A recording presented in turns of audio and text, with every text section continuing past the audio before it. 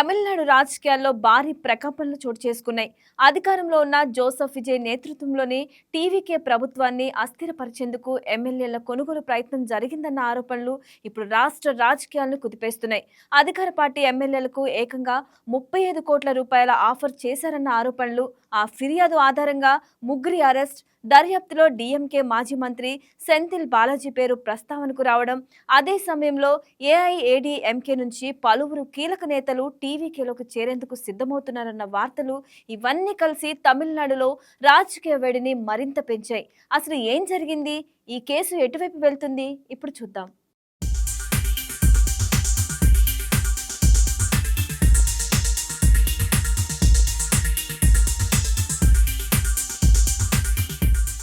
2026 assembly ఎన్నికల తర్వాత తమిళనాడులో అధికారంలోకి వచ్చిన జోసెఫ్ విజయ్ నేతృత్వంలోని టీవీకే ప్రభుత్వం సంచలన వ్యాఖ్యలు చేసింది. ప్రభుత్వాన్ని అస్థిరపరిచేందుకు అధికార పార్టీ ఎమ్మెల్యేలను ప్రలోభపెట్టే ప్రయత్నం జరిగిందని ఆరోపణలు రావడం, వాటిపై పోలీసు కేసు నమోదు చేసి అరెస్టులు చేయడం రాష్ట్ర రాజకీయాల్లో తీవ్ర చర్చకు దారితీసింది.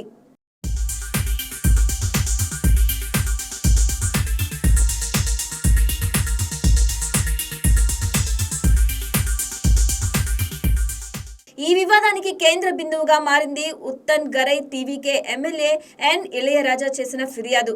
తనను కొందరు వ్యక్తులు సంప్రదించి అసెంబ్లీలో స్పీకర్కు వ్యతిరేకంగా ప్రవేశపెట్టే తీర్మానానికి అనుకూలంగా ఓటు వేస్తే 35 కోట్ల రూపాయలు ఇస్తామని ప్రతిపాదించారని ఆయన ఆరోపించారు. అంతేకాదు, ఈ విషయం బయటపడితే తన కుటుంబానికి కూడా తీవ్ర పరిణామాలు ఉంటాయని బెదిరించారని ఫిర్యాదులో పేర్కొన్నారు.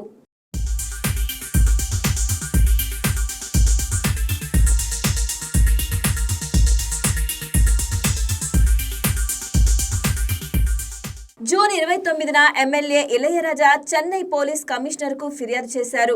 కొద్ది రోజుల క్రితం తిరునావుక్కరసు అనే వ్యక్తి ఫోన్ చేసి తాను ఇండియన్ పొలిటికల్ డెమోక్రటిక్ స్ట్రాటజీస్ సంస్థ తరపున మాట్లాడుతున్నానని చెప్పాడని వివరించారు. ఒక ప్రధాన రాజకీయ పార్టీ తరపున మాట్లాడుతున్నానని చెబుతూ ప్రభుత్వానికి వ్యతిరేకంగా ఓటు వేస్తే భారీ మొత్తం అందిస్తామని ప్రతిపాదించాడని ఎమ్మెల్యే తెలిపారు.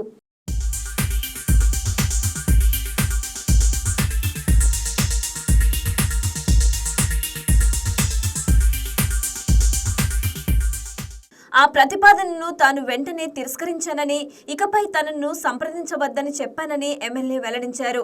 అయితే ఆ తర్వాత కూడా ఫోన్ కాల్స్, ఒత్తిళ్లు కొనసాగాయని, చివరకు బెదిరింపులు రావడంతో వెంటనే పార్టీ నాయకత్వానికి సమాచారం ఇచ్చి పోలీసులకు ఫిర్యాదు చేశానని తెలిపారు.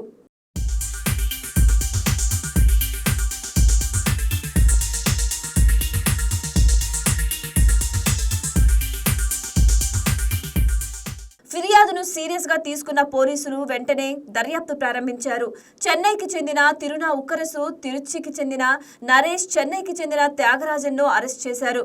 ముగ్గురిని కోర్టులో హాజరుపరచగా జూలై 15 వరకు జ్యుడిషియల్ కస్టడీ విధించింది.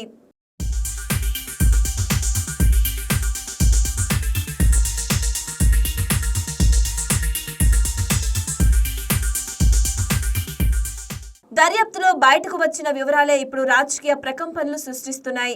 అరెస్ట్ అయిన నరేష్ కు డీఎంకే మాజీ మంత్రి, ప్రస్తుత ప్రతిపక్ష ఎమ్మెల్యే అయిన సెంథిల్ బాలాజీ సోదరుడు అశోక్ కుమార్ తో సంబంధాలు ఉన్నట్లు పోలీసులు గుర్తించినట్లు ప్రభుత్వ వర్గాలు వెల్లడించాయి. అలాగే అశోక్ కుమార్ సూచనలతోనే ఎమ్మెల్యేను సంప్రదించినట్లు ప్రాథమిక విచారణలో తేలిందని సమాచారం.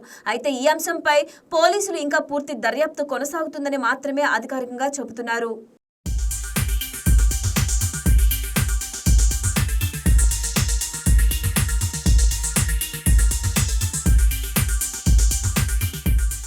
ఈ పరిణామాల నేపథ్యంలో అధికార టీవీకే తీవ్రంగా స్పందించింది. ప్రభుత్వాన్ని అస్థిరపరిచేందుకు పక్కా ప్రణాళికతో ఎమ్మెల్యేలు కొనుగోలు ప్రయత్నం జరిగిందని ఆరోపించింది.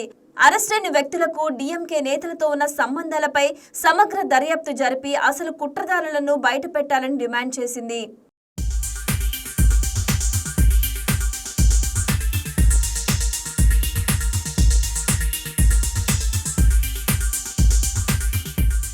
అయితే ప్రధాన ప్రతిపక్షమైన డీఎంకే ఈ ఆరోపణలను పూర్తిగా ఖండిస్తుంది. పార్టీ సంస్థాగత కార్యదర్శి ఆర్ఎస్ భారతి మాట్లాడుతూ ఈ కేసుతో డీఎంకేకు ఎలాంటి సంబంధం లేదన్నారు. రాజకీయ లబ్ధి కోసం అధికార పార్టీ తమపై నిరాధార ఆరోపణలు చేస్తుందని విమర్శించారు. ఆరోపణలకు ఆధారాలు ఉంటే బయటపెట్టాలని, లేకపోతే ప్రజలను తప్పుదోవ పట్టించవద్దని అన్నారు.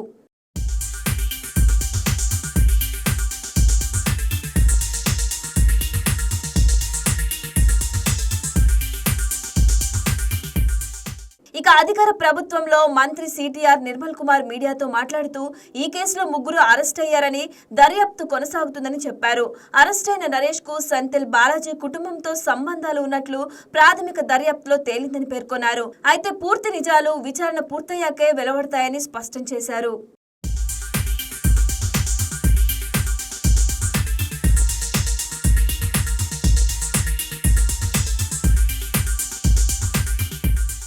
మరోవైపు ఈ వ్యవహారానికి మరో రాజకీయ కోణం కూడా జతైంది. డీఎంకే సంస్థాగత కార్యదర్శి ఆర్ఎస్ భారతి ముఖ్యమంత్రి జోసెఫ్ విజయ్, ఎండీకే ప్రధాన కార్యదర్శి వైగోపే గవర్నర్ కు ఫిర్యాదు చేశారు. ఇద్దరు ఎమ్మెల్యేల రాజీనామాలకు ఒత్తిడి తీసుకువచ్చారని ఆరోపిస్తూ చర్యలు తీసుకోవాలని కోరారు. దీంతో అధికార ప్రతిపక్షాల మధ్య ఆరోపణలు మరింత తీవ్రమయ్యాయి.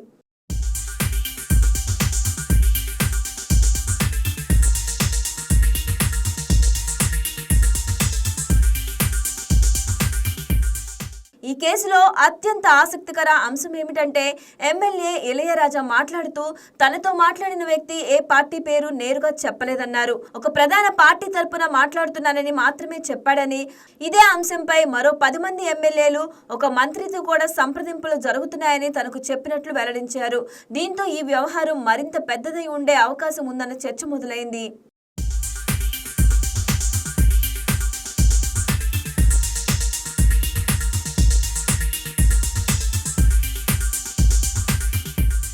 ఇదే సమయంలో తమిళనాడు రాజకీయాల్లో మరో కీలక పరిణామం చోటు చేసుకుంది.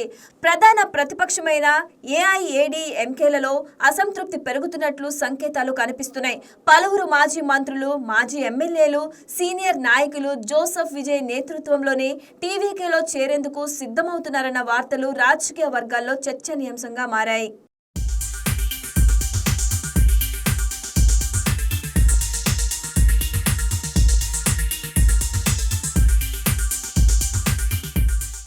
మాజీ మంత్రులు C Vijayabhaskar, MR Vijayabhaskar, MSM Anandan, S Valarmathi సహా పలువురు ప్రముఖులు టీవీకేలో చేరే అవకాశం ఉందని ప్రచారం జరుగుతుంది. మాజీ కేంద్ర మంత్రి ఎంకే అళగిరి కుమార్తె కైల్విల్లి పేరు కూడా వినిపిస్తుంది.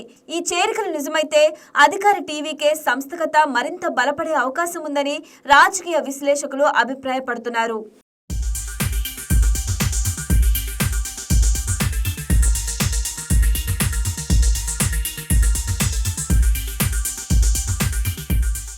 ఏఐఏడీఎంకేలో నాయకత్వంపై అసంతృప్తి, అంతర్గత విభేదాలు బహిరంగంగా బయటపడుతున్న సమయంలో ఈ పరిణామాలు చోటు చేసుకోవడం రాజకీయంగా ప్రాధాన్యత సంతరించుకుంది.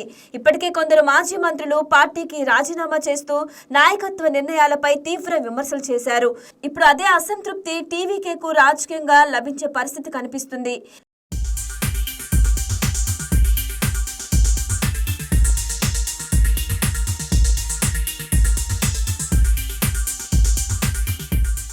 ఇక ఎమ్మెల్యేల కొనుగోలు కేసు విషయానికి వస్తే ఫోన్ కాల్ రికార్డులు, ఆర్థిక లావాదేవీలు, నిందితుల రాజకీయ సంబంధాలు, వారిని సంప్రదించిన వ్యక్తుల వివరాలపై పోలీసులు లోతుగా దర్యాప్తు చేస్తున్నట్లు తెలుస్తుంది. ఈ విచారణలో మరిన్ని పేర్లు వెలుగులోకి వచ్చే అవకాశం ఉందా, లేక ఇప్పటి వరకు ఉన్న ఆరోపణలకే పరిమితం అవుతుందా అన్నది ఆసక్తిగా మారింది.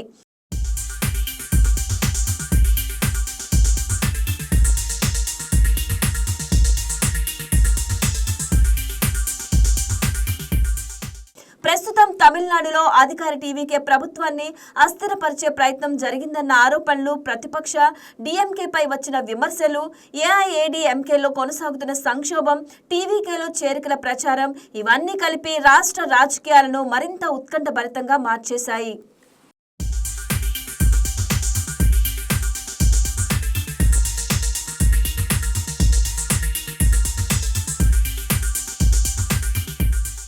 అధికారంలో ఉన్న టీవీకే ప్రభుత్వంపై రాజకీయ ఒత్తిడి పెరుగుతున్న వేళ ఎమ్మెల్యేల కొనుగోలు ఆరోపణలు తమిళనాడులో కొత్త రాజకీయ చర్చకు తెరతీశాయి. అయితే ఈ కేసులో నిజాలు పోలీసు దర్యాప్తు పూర్తయిన తర్వాతే తేలనున్నాయి. కానీ ఒక విషయం మాత్రం స్పష్టంగా కనిపిస్తుంది. అధికార టీవీకే ప్రధాన ప్రతిపక్ష డీఎంకే మధ్య రాజకీయ పోరు ఇంకా మరింత తీవ్రంగా మారే సూచనలు కనిపిస్తున్నాయి. రానున్న రోజుల్లో ఈ కేసు తమిళనాడు రాజకీయాలను ఏ మలుపు తిప్పుతుందో వేచి చూడాల్సిందే.